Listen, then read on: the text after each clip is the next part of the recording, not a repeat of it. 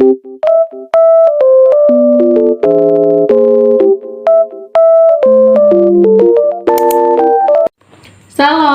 perkenalkan nama saya Santa Monica Pakpahan dengan NIM 351210085. Saya dari kelompok 5 bersama dengan kedua teman saya, Rizal dan Andi Afwaza 5. Baiklah, pada kesempatan kali ini kami akan membawakan materi dengan judul Peran Etika Bisnis dalam Organisasi Bisnis.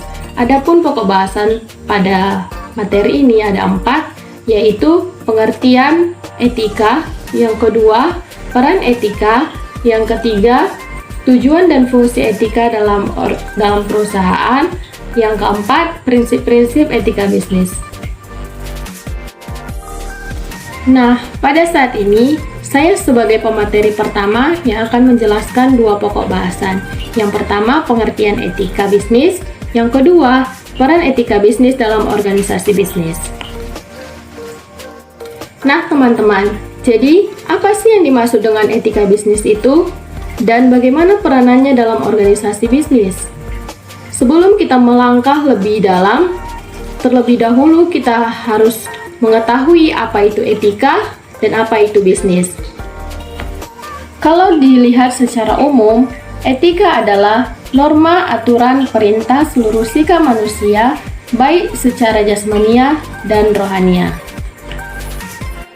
Dan bisnis adalah kegiatan yang dilakukan oleh individu dan organisasi untuk menciptakan nilai melalui barang dan jasa untuk memperoleh keuntungan dan memenuhi kebutuhan masyarakat.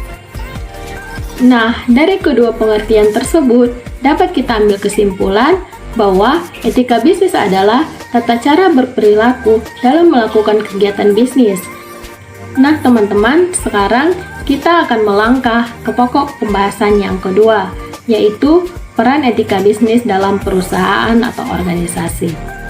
Di sini saya mau mengatakan bahwa etika bisnis memegang peranan yang sangat penting bagi sebuah perusahaan, yaitu untuk membentuk suatu perusahaan yang kokoh dan memiliki daya saing yang tinggi, serta mempunyai kemampuan menciptakan nilai atau kita sebut sebagai value creation yang tinggi, di mana diperlukan suatu landasan yang kokoh untuk mencapai itu semua. Selanjutnya, materi ketiga yaitu tujuan dan fungsi etika bisnis. Tahukah kalian apa tujuan dan fungsi etika bisnis? Nah, pada kesempatan ini kita akan membahas tujuan dan fungsi etika bisnis. Langsung saja, yang pertama yaitu tujuan etika bisnis. Tujuan etika bisnis adalah untuk menjalankan dan menciptakan sebuah bisnis seadil mungkin, serta menyesuaikan hukum yang sudah dibuat. Selain itu, juga dimaksudkan untuk menghilangkan ketergantungan pada sebuah kedudukan individu maupun perusahaan. Etika bisnis ini tingkatannya lebih luas jika dibandingkan dengan ketentuan yang sudah diatur berdasarkan hukum yang berlaku. Bahkan, jika dibandingkan dengan standar minimal dari ketentuan hukum, maka etika bisnis menjadi standar atau ukuran yang lebih tinggi. Hal ini dikarenakan dalam kegiatan berbisnis, tidak jarang kita jumpai adanya bagian abu-abu dan tidak diatur berdasarkan ketentuan hukum. Nah, selanjutnya fungsi etika bisnis. Fungsi etika bisnis diantaranya adalah dapat mengurangi dana yang diakibatkan dari pencegahan yang kemungkinan terjadi friksi atau perpecahan, baik dari intern perusahaan itu sendiri maupun ekstern. Selain itu, dalam penerapan etika bisnis, ini juga berfungsi untuk membangkitkan motivasi pekerja agar terus meningkatkan melindungi prinsip dalam kebebasan berdagang atau berniaga, serta dapat menciptakan keunggulan dalam bersaing. Nah, submateri yang keempat adalah prinsip-prinsip etika bisnis.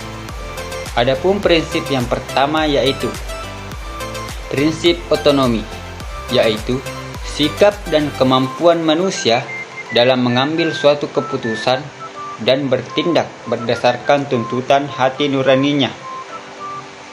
Kesadarannya sendiri mengenai sesuatu kebaikan atau diberikan kepada orang lain.